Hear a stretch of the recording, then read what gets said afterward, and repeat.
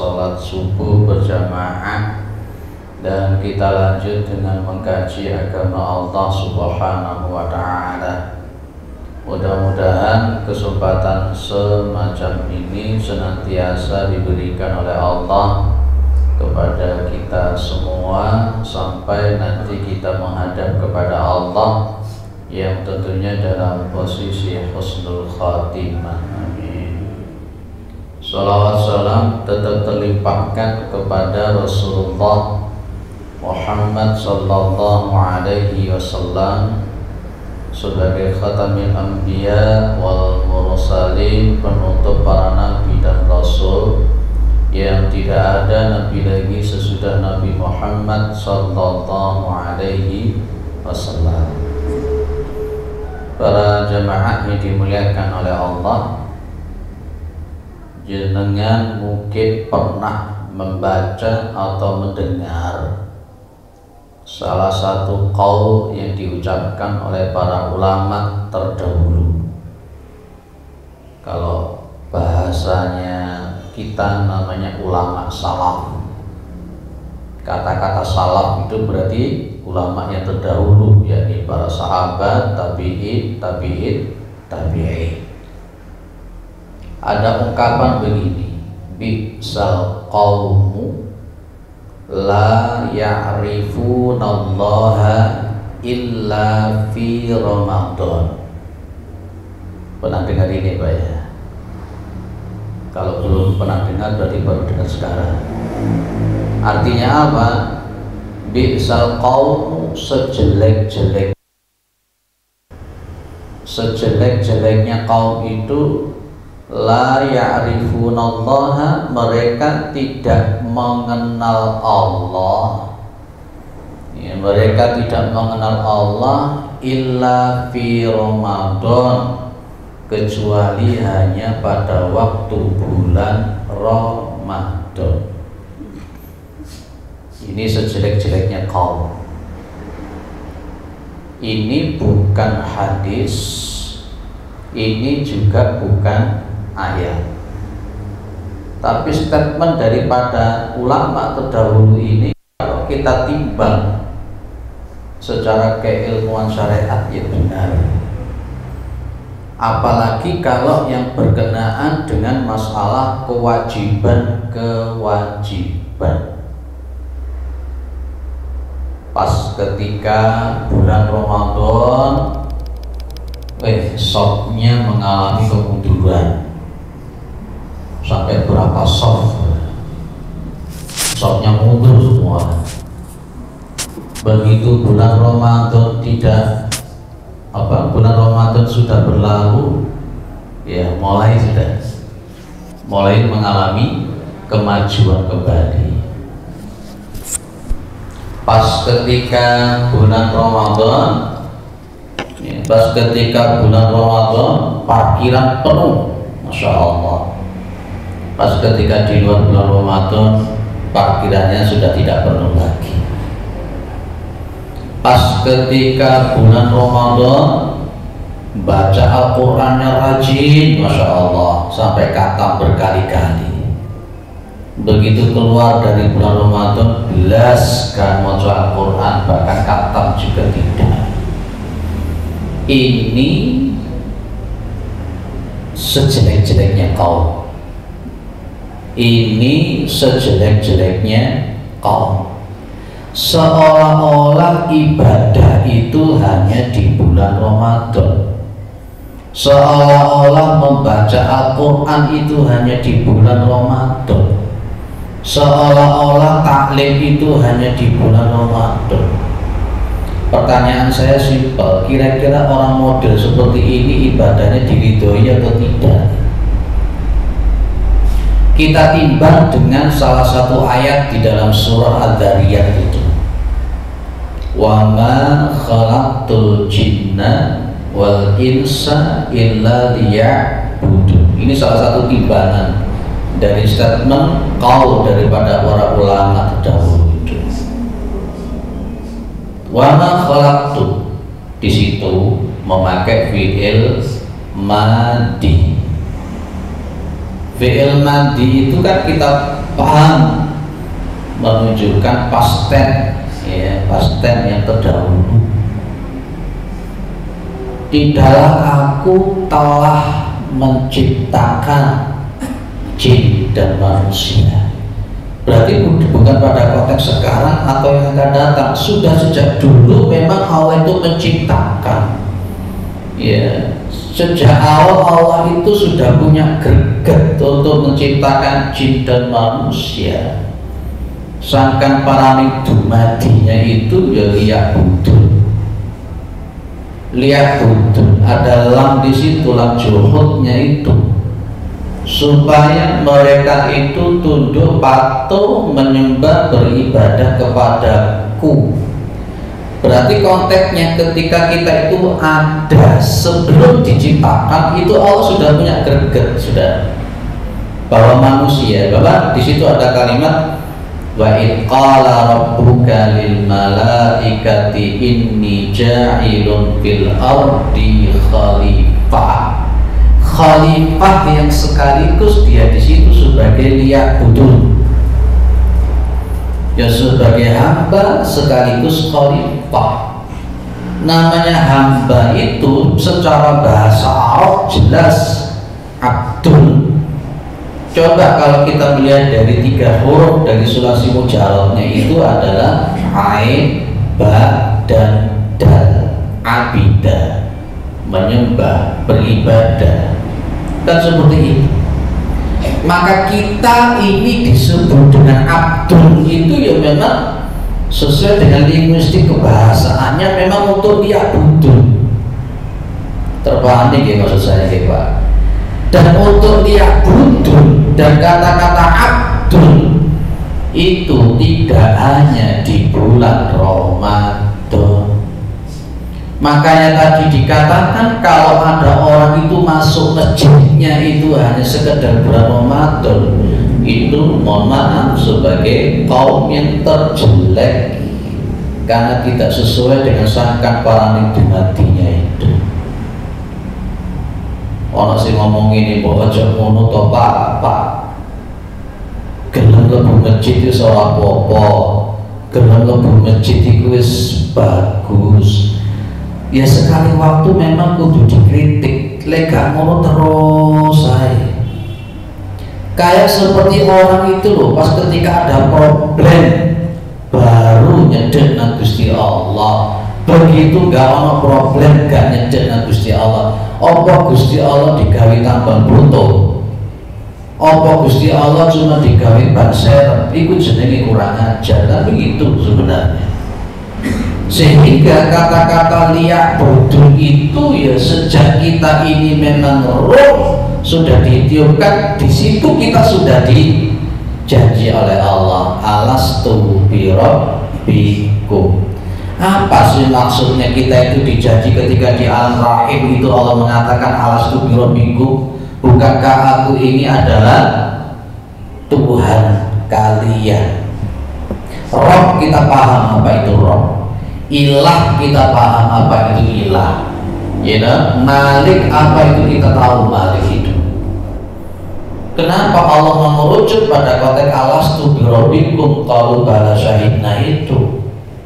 Dan itu sebagai sebuah bentuk, yaitu tadi saya katakan kalau orang Jawa bilang sangkan paramik dumadinya kita itu, bahwa memang kita itu sejak awal di alam rahim itu sudah dijanji dan memang kita diciptakan nanti turun di dunia untuk liya'budun, bukan hanya di bulan Ramadan saja. Makanya saya seringkali ngomong, ya mau ngomong dan mudah-mudahan tidak ada yang poret gitu ya. Tidak ada yang poret, ya, tidak ada yang sakit hati. Kadang-kadang ngomong ini kok poret. Orang Islam kok burian, ya repot. Ya poret. Kalau dia ngomongin ini berasa ada ketemu aku mau gak kalau ngaji, ini repot model ini. Nah, para jamaah yang dimuliakan oleh Allah Subhanahu wa Ta'ala, saya seringkali mengatakan sehingga kemudian kalau di bulan Ramadan nanti akan muncul wajah-wajah baru. Benar ya Pak ya?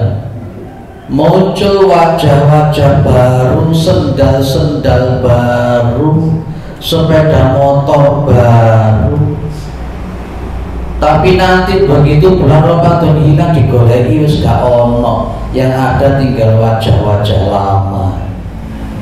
Ini yang duduk di sini kan saya lihat juga wajah-wajah lama semua.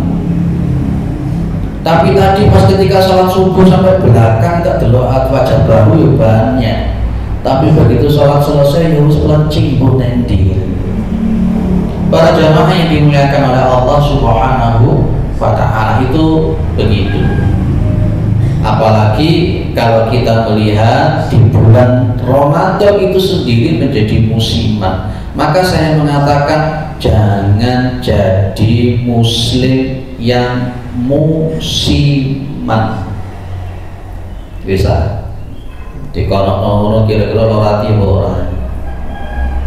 Jangan jadi muslim yang musiman. Ngaji itu kadang-kadang itu begini ya. Sekali waktu disuduh ya, memang dari tahun ke tahun saya ngamati kok ini ya. Bahkan sekarang semakin parah. Siang hari jam 12, jam 1 begitu enjoynya sambil rokokan, makan pangsit, makan mie ayam. Saya kode-kode ini begitu saja ya. Sehingga muncul slogan ya, hormati orang yang tidak berpuasa loh. Kok orang yang tidak berpuasa malah disuruh menghormati, bukan malah menghormati orang yang berpuasa. Lah wali kabeh akhirnya. Enjoynya sambil di warung, lanang wedok pacaran begitu sambil makan. Saya bingung ini apa sih, gejala apa sebenarnya? Itulah yang kemudian nanti kita temukan bahwa ada fitnah-fitnah yang memang sudah ditunjukkan oleh Rasulullah SAW. Ada fitnatul akhlas, ada fitnatus sarah, dan ada fitnatul duhaimah. 3 fitnah ini sudah dibahas belum? Belum ya. Insya Allah 3 fitnah yang begitu luar biasa yang ditunjukkan oleh Rasulullah SAW. Kapan-kapan akan kita bahas karena konteksnya yang kita bahas sekarang ini bab ibadah dulu. Saya ingin mengkritik dulu dalam bahasa saya untuk ngeter-ngeter. Bagaimana menanamkan tauhidnya dulu untuk bisa diapalah ini secara istiqomah, bukan hanya karena faktor musiman. Eman-eman masjid itu mesti ada nyuapi, karpet bareng nyuanyar ya. Para jamaah dimuliakan oleh Allah. Jadi liya'budun itu adalah sampai kita nanti dicabut nyawa kita oleh Allah, itu liya'budun. Fa insya Allah kalau memang kita itu menempatkan liya'budun sampai nanti nyawa kita dicabut, kan berarti sudah ada pembiasaan di dalam kehidupan sehari-hari. Maka insya Allah saya yakin, hakul yakin, kalau sudah ada pembiasaan itu nanti kita meninggalnya husnul khotimah. Kan kebiasaan kita setiap hari itu kan mempengaruhi. Pas ada yang tanya, Ustadz, dia sholatnya gedung, sholatnya rajin tapi kok su'ul khotimah. Itu ada faktornya. Kenapa ada orang yang sholatnya rajin tapi su'ul khotimah? Para jamaah yang dimuliakan oleh Allah Subhanahu wa Ta'ala, kalau kita bicara tentang kenapa orang itu dia sholat, bahkan dia haji, dan dia bahkan mungkin juga bersedekah, puasa, tapi masih tetap su'ul khotimah dan masuk neraka, ada faktor-faktor tertentu. Faktor yang pertama, ini hubungannya dengan namanya dasisul qalbi. Apa dasisul qalbi, Pak? Pernah dengar dasisul qalbi? Ya, dulu pernah saya sampaikan itu, dasisul qalbi. mesti nyatet lali apa malah sing gak nyatet kan gitu ya. Iya. Sing ngurungono tenanane lali apa malah sing ngambil merem-merem. Ya. Dasisul qalbi, dasis.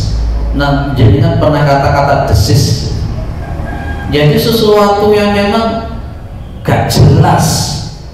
Ibaratnya kalau desis mau ini ngomong apa anu sih. Ya, mau ini ngomong apa gak jelas yang ada di dalam hatinya. Gak jelas yang ada di dalam hatinya termasuk makosidnya. Jadi ada sesuatu yang negatif, yang jelek, yang disembunyikan di dalam hatinya berkenaan dengan masalah ibadah itu. Yang ini masuk kepada unsur-unsur kemunafikan nanti. Ibu bapak jenengan tak kenal yang namanya Ubay bin Salul. Ubay bin Salul itu dia ini yang kita baca kalau Ramadan ya ikut poso, kalau Ramadan itu ikut puasa, bahkan dia itu ikut sholat, walaupun sholatnya digambarkan idza qamu ila sholati qamu kusala yura'una an-nasa wa la yadhkuruna Allaha illa qalila. Mereka ini orang-orang munafik. Kalau idza qamu ila shalah, kalau mereka akan sholat, mendirikan sholat itu qamu kusala, mereka itu malas, terutama sholat subuh dan sholat isya berjamaah. Makanya Nabi bilang afdhalus sholati 'alal munafiqin sholatul fajri wa sholatul isya. Seberat-beratnya sholat bagi orang-orang munafik itu adalah sholat subuh dan sholat isya berjamaah di masjid. Sehingga pada waktu itu Kanjeng Nabi bisa melihat ini si munafik, ambil si duduk munafik itu ya diantaranya lewat sholat subuh berjamaah dan isya berjamaah itu. Nah, ini Ubay bin Salul itu ikut puasa Ramadan 1 bulan. Tapi kenapa tetap dia itu disebut sebagai munafik? Bahkan tokoh munafik terberat pada masa itu kalau tidak diturunkan tentang ayat-ayat munafik atau bahkan tidak diturunkan surat khusus tentang munafik, Nabi berat menghadapinya. Karena wa idza laqul ladina amanu qalu amanna wa idza khalau ila syayatinihim qalu inna ma'akum innama nahnu mustahzi'un itu. Jadi kalau dia itu ketemu dengan orang-orang mukmin, dia ngomong, ya saya sama kalian, saya mukmin. Tapi ketika mereka ketemu dengan konco-konco mereka, setan-setan mereka, mereka juga mengatakan lagi inna ma'akum innama nahnu mustahzi'un. Ini lah Ubay bin Salul yang 1 bulan puasa penuh 1 bulan. Nah ini loh, saya kadang-kadang garis bawah itu. Sing orang munafik betah lu puasa 1 bulan. Iya. Sing kiki, sing aku mukmin, sing aku muslim, orang betah puasa 1 bulan. Ini piye waduh. Oke lah, lagi ini podo apinya, podo elek ya. Ini dia puasanya, Ubay bin Salul ini puasanya karena faktor kepentingan pribadi. Kalau dia tidak puasa nanti ketahuan kekafirannya. Tapi toh nanti Ubay bin Salul dan kawan-kawan akan menunjukkan belangnya, terutama pas ketika perang Badar. Dia akan membelot. Nah, dasisul qalbi yang ada pada Ubay bin Salul itu apa? Ketika di dalam Al-Quran ada kata-kata begini, wa minan nasi may yu'jibuka qawluhu bil hayati dunya wa yushhidullaha ala ma fi qalbi wa huwa aladul khisam. Dan di antara manusia ada orang-orang yang memang mengherankan engkau Muhammad. Apanya? Qauluhu, ucapannya dia. Di mana? Fil hayati dunya, di kehidupan dunia. Selain ngomong, waduh, ya, selain ngomong, masya Allah, waduh. Ya kayak seperti di mujadalah itu, wa idza ja'uka hayyuka bima lam yuhayyik kabillah itu. Masya Allah. Nah, tapi di situ dilanjutkan oleh Allah, wa yushhidullaha ala ma fi qalbihi wa huwa aladul hisab. Dan Allah bersaksi, Allah menyaksikan bahwa apa yang ada di dalam hatinya dia itu adalah wa huwa aladul hisab, orang yang paling menentang. Ubay bin Salul meskipun dia puasa Ramadan, hatinya itu benci dengan syariat puasa. Meskipun dia itu sholat, ikut sholat subuh, bangunnya ikut sholat isya, tapi dia benci dengan syariat sholat, bahkan membenci Rasulullah Muhammad SAW. Ini yang namanya dasisul qalbi yang paling berbahaya ini. Paling berbahaya. Ramadan kita ini makanya panggilannya adalah ya ayyuhalladzina amanu. Sehingga memang namanya puasa Ramadan itu benar-benar imanan waktu sabar, bukan karena jenengan terpaksa harus berpuasa. Aku kok gak poso diloni uang lah, berarti posone karena takut kepada manusia. Ini kira-kira ini diterima apa enggak? Karena syaratnya mutlak itu ghufira ma taqaddama min dzambi itu ya apa? Imanan wa ihtisaban.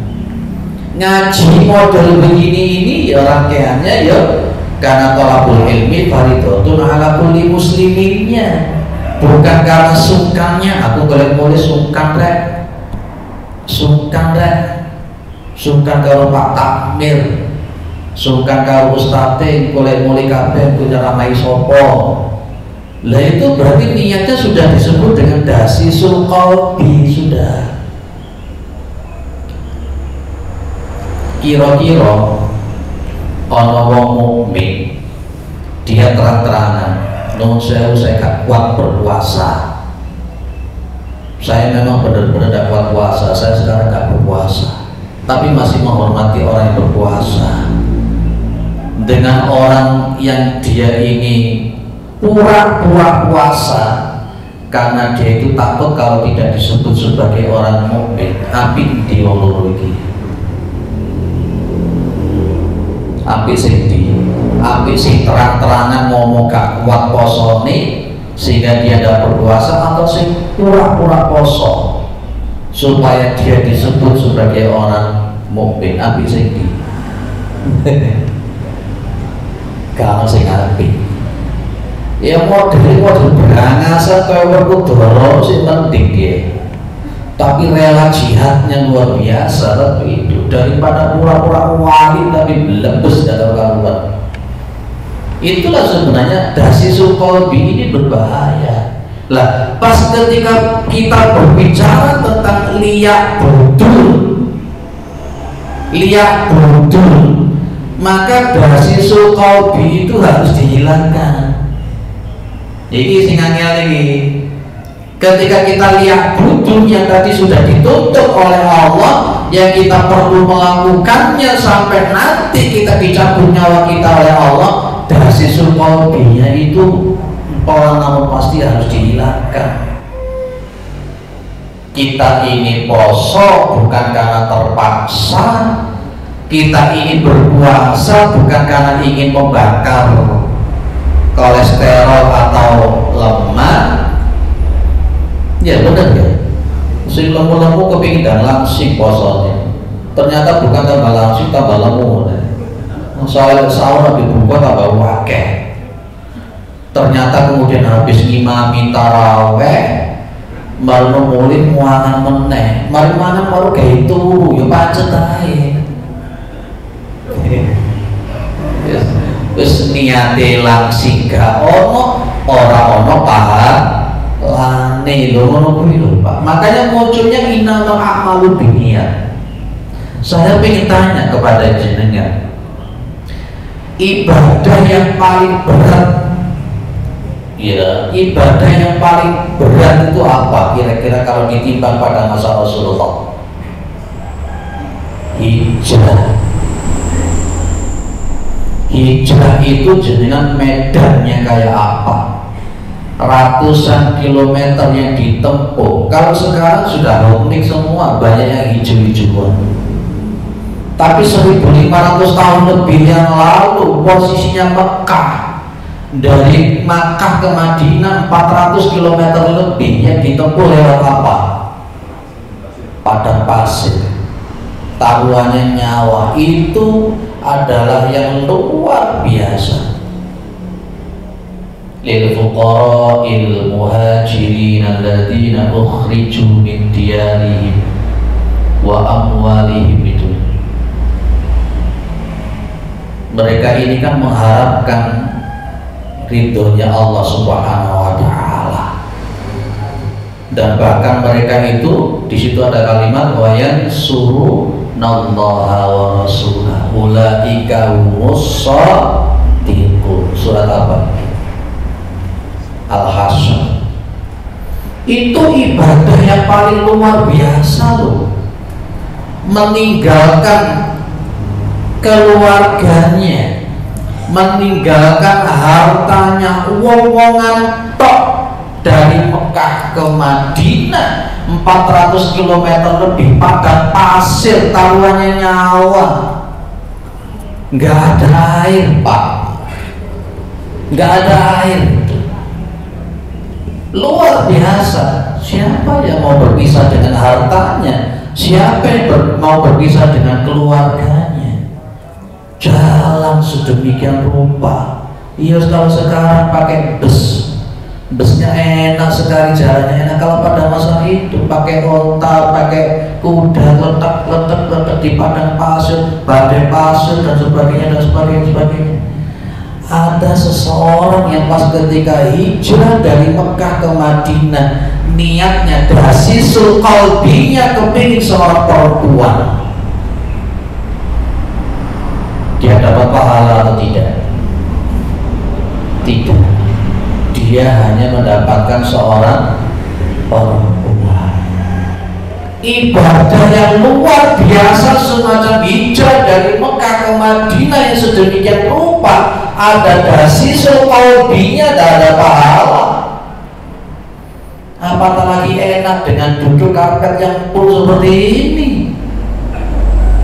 Ya, apalagi kalau sahur dijadi sama masjid mulai besok. Apalagi berbukanya masih dikasih takjil sama masjid, enak tinggal duduk kali mangan tok. Malu dasisul qalbinya bolak-balik. Malu dokternya sahurnya gak enak, muring-muring. Bukannya gak enak, muring-muring lah. Ya ono sih model ngono kuwi ono. Para jamaah yang dimuliakan oleh Allah, ini faktor pertama, dasisul qalbi. Maka lihat budun itu tadi sudah saya sampaikan, sampai nanti kita dijemput oleh Allah Subhanahu wa taala terus girang untuk ibadah. Dan pas ketika kita memang sudah kretek, saya harus ibadah sampai nanti saya dicabut oleh Allah Subhanahu wa taala, maka kita tata dasisul qalbinya dihilang disik, kalau dihilang disik. Maka saya kalau doa seringkali mengucapkan Allahumma anta maqsudi wa ridhoka matlubi a'tini mahabbataka wa ma'rifatak. Bukan kadang-kadang orang bukan anta maksudi.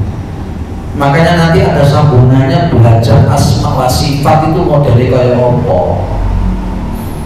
Dan Syekh Ahmad Syekh Abdul Razak di dalam fikih Asmaul Husna menyebut belajar asma wa sifat itu paling tinggi-tingginya, paling utama-utamanya ilmu. Nanti akan kita pelajari ya tingkatan-tingkatan orang berhadapan dengan asma wa sifat itu yang apa model. Kita sekarang fokus di ibadah dulu. Berarti ada dua PR saya ini.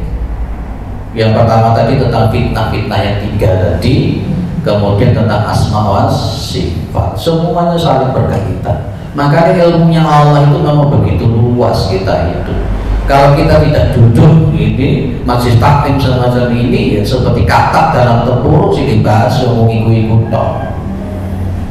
Para jemaah dimuliakan oleh Allah Subhanahu wa taala. Dasisul qalbi ini nanti yang mempengaruhi kita suruh khotimah atau husnul khotimah. Mudah-mudahan dasisul qalbi kita tidak ada. Ya. Yang kemudian faktor yang kedua memang faktor tata caranya itu juga harus kita atur. Gak bisa semau gue. Tidak bisa memakai hawa nafsu. Saya tertarik mengomentari, tapi tidak apa-apa meskipun disyuting begini rapopo, gitu ya. Orang lagu sedikit judulnya rapopo kan gitu ya. Sobat nyanyi. Biasa ngapal Quran ditakoni sopo sing nyanyi lagu rapopo ya apa. Jadi ini kan sudah berulang-ulang tarawehnya itu sepancet wae 23 7 menit selesai, 10 menit selesai.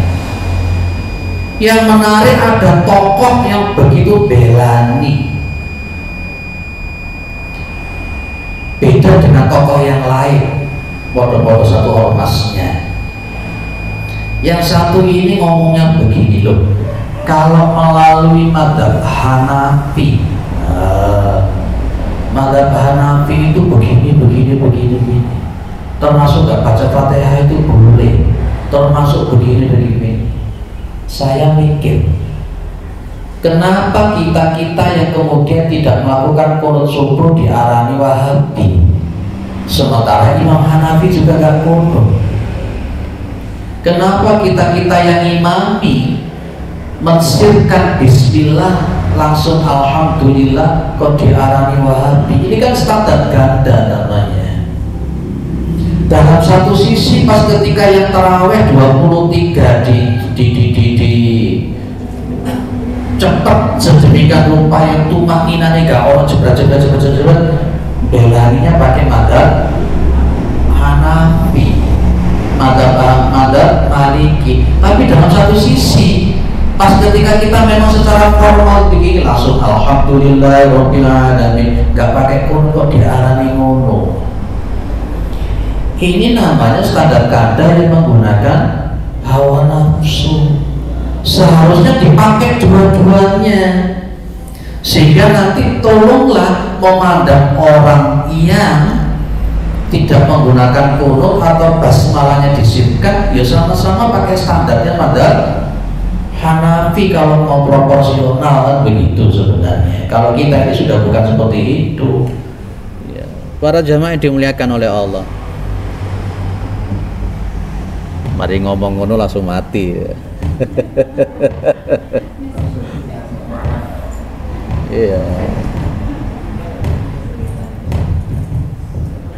Cek.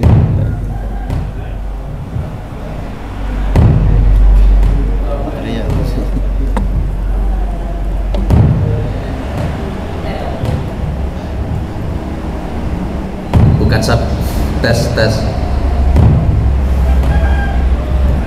1 tes, bukan sabotase kan?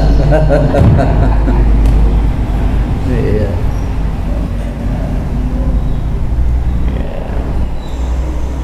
Jadi setelah dasisul qalbi yang sudah mulai kita hilangkan, maka kita berupaya lihat budungnya tadi di adariyah tadi, gitu, yang sampai kita punya greget sampai nanti kita meninggal dunia tetap beribadah. Poin kedua itu tata caranya harus kita lihat. Dulu bolak-balik berapa kali saya sampaikan di sini, ada orang yang sholat di hadapan Kanjeng Nabi. Pas ketika berhadapan dengan Nabi, ketika dia habis sholat, sama Nabi disuruh apa lagi, Pak? Disuruh sholat lagi. Kata Nabi dia belum melakukan sholat, padahal Nabi lihat orang itu sholat kan. Kenapa bisa begitu? Akhirnya orang ini sholat untuk yang kedua kali. Ketika sholat untuk yang kedua kalinya, setelah 2 kalinya menghadap kepada Kanjeng Nabi, Nabi masih bilang lagi, sholat lagi, kamu belum sholat.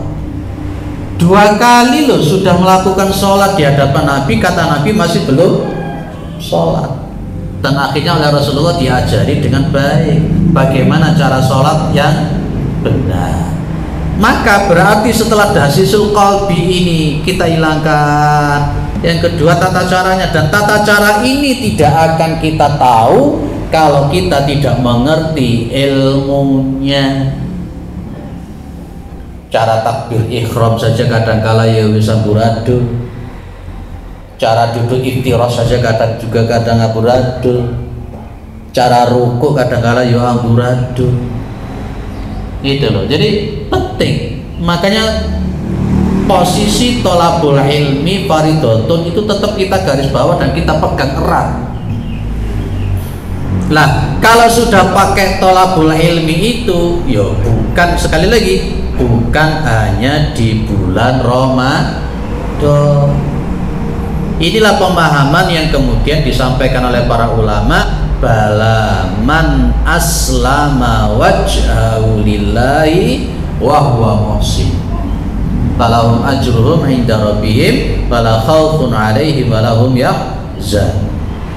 Bala man aslama wajhahu dengan wa huwa muhsinun itu 2. Kalau jenengan posisi lihat di punyanya Al-Utsaimin umpamanya tentang standar diterimanya suatu amal itu, kalau man aslama wajhahu ini di surah Al-Baqarah ya, di juz yang pertama itu, nanti di surah Luqman juga diulang lagi tapi memakai wa may yuslim wajhahu lillahi wa huwa muhsinun wa qad istamsaka bil urwatil wuthqa. Itu kalau balaman aslama wajhahu lillahi itu berarti yang kita sebut dasisul qalbi tadi hilang sudah. Dan sementara wahwa muhsinun pada konteksnya syariat dengan ditimbang pakai ilmu tadi. Itu Pak. Jadi kembali, jangan jadi muslim yang musiman.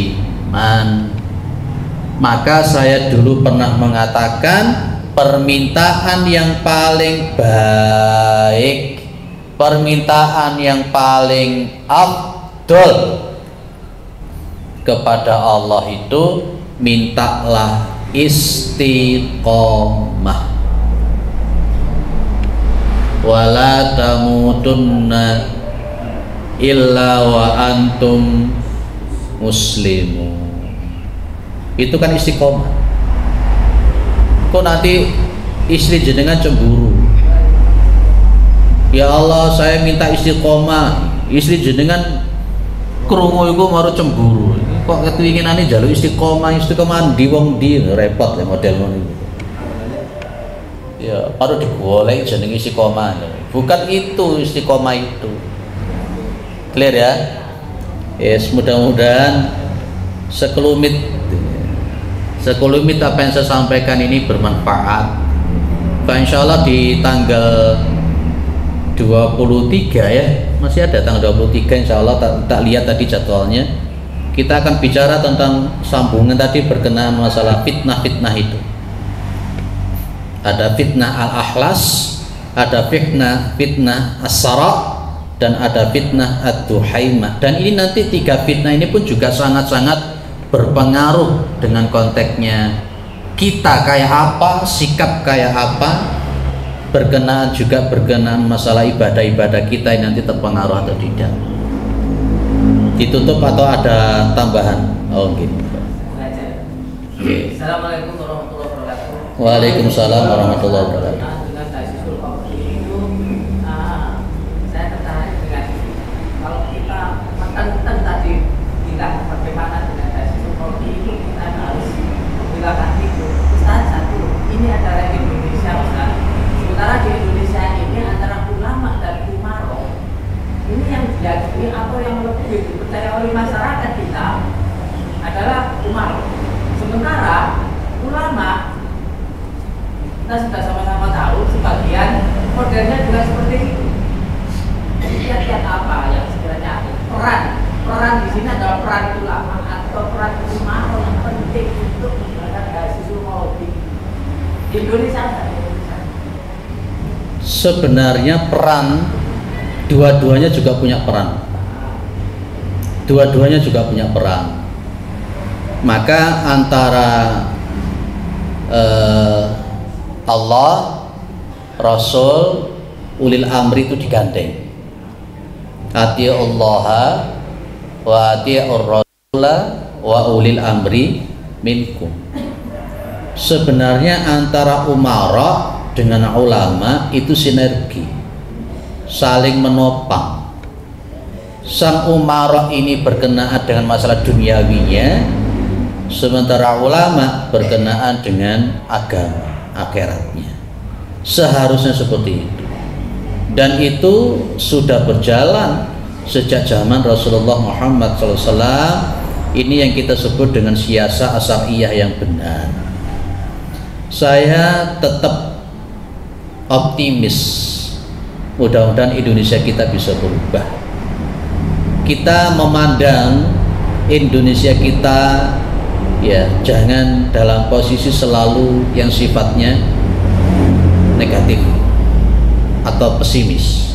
Saya yakin di antara umarok yang ada, saya yakin dari sekian 100% kebijakan-kebijakan, saya yakin ada persentase yang juga mendukung tentang hal-hal yang positif, sehingga kita sepakat di hasil muktamar di Sulawesi dulu.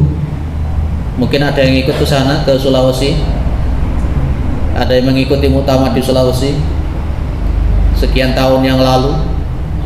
Itu yang disampaikan adalah Darul Ahdi Wasyahadah. Darul Ahdi Wasyahadah punya komitmen, organisasi punya komitmen terhadap umarok ini. Kalau memang umarok benar, maka organisasi akan menopang, akan mendukung. Dan ketika umarok ada sesuatu yang sifatnya mungkin tidak sesuai, maka organisasi juga punya amar ma'ruf nahi mungkar dengan cara-cara yang baik. Dan di organisasi itu juga ada ulama-ulama. Jadi tidak semua ulama-ulama itu kita anggap jelek. Saya yakin ada ulama-ulama yang memang betul-betul bersih di hadapan Allah Subhanahu wa Ta'ala. Saya dulu itu masih teringat bagaimana istilah mencuat kiai kampung. Masih ingat ya? Kiai kampung yang ternyata memang ketika ini kita cuatkan kembali betapa banyak ulama-ulama yang sifatnya itu ngeground, ya, sifatnya ngeground yang memang betul-betul membimbing umat tanpa ada kepentingan politik sama sekali. Itu begitu banyaknya, cuman mereka tidak kelihatan sehingga mereka disebut dengan kiai kampung. Tapi justru yang muncul itu kan ulama-ulama selebritis. Nah, ini ulama selebritis gitu ya. Ulama-ulama artis, ulama-ulama selebritis, ulama-ulama politis ulama-ulama model Bal'am bin Bawrah itu yo ono. Tapi saya tidak pesimis. Ada ulama-ulama yang masih bisa kita pegang mulutnya. Itu. Jadi minta saja kepada Allah. Makanya nanti kita akan sedikit membahas tentang 3 ranah fitnah yang termasuk nanti akan muncul istilah mulkan jabariyah. Pernah dengar istilah mulkan jabariyah? Di fase-fase akhir nanti akan kembali kepada mulkan jabariyah, ya, di mana nanti setelah itulah muncul Dajjal laknatullah alaihi. Itu insya Allah nanti. Terutama nanti di mulkan jabarian ini muncul di ranah fitnah ad-duhaimahnya nanti. Gitu ya Pak. Ayo kita optimis, kita bangun masyarakat kita. Tapi sebelum kita bangun masyarakat kita, masing-masing pribadi kita ayo menata diri sendiri, menata tauhid kita, dasisul qalbinya betul-betul kita tata. Bismillah, wa ma umiru illa liya'budullaha mukhlishina lahuddin. Itu saya kira cukup, mudah-mudahan bermanfaat. Gak usah dowo-dowo, ya ora ono ngumbine ya. Guyonan. Enggak batal, itu kan tidak membatalkan toh? Enggak ya, tidak membatalkan kan? Nah. Baik. Mudah-mudahan bermanfaat. Mudah-mudahan kita husnul khatimah. Mudah-mudahan kita istiqomah. Amin ya rabbal alamin. Subhanakallahumma wa bihamdika asyhadu an la ilaha illa anta astaghfiruka wa atubu ilaik. Assalamualaikum warahmatullahi wabarakatuh.